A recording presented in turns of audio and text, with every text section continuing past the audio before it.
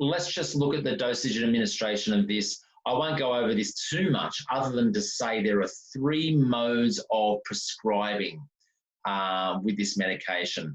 The first way is the traditional way. Just set a day to stop, start the medication, and step in about 1 to 2 weeks after a quit date.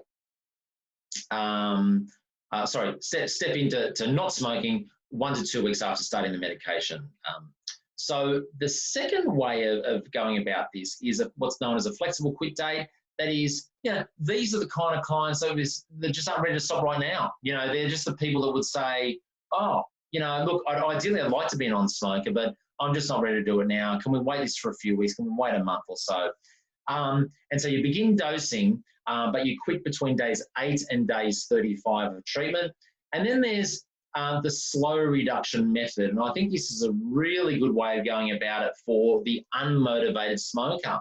This is a lot of our clients, isn't it? People who are regular daily smokers, they ideally want to be non-smokers, but it just seems so far-fetched at this point in time. They're unmotivated. They've got a lot of barriers in front of them, So the idea of prescribing it this way may enable them to sort of ease into a quit attempt. So we start the dose and then reduce smoking. The idea is to try and reduce smoking by half in the first 4 weeks, half again in the next 4 weeks, and aim to completely stop at the last day of 12 weeks of treatment, continuing on dosing for another 12 weeks after that.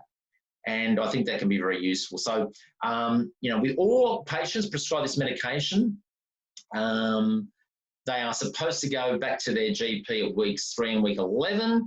And at week 12, they can be offered a further 12 weeks of treatment if they have stopped smoking, or if they are taking the slow reduction approach, is to use it for another 12 weeks anyway. So, get that full 24 weeks. So I think that can be, so there's really flexibility with this, and it can be often dependent on motivation to quit. And I think that's,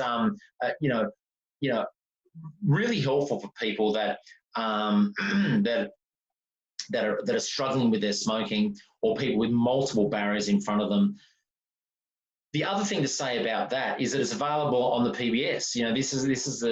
For us here in Australia, this is an inexpensive medication. This is just the cost of a normal script.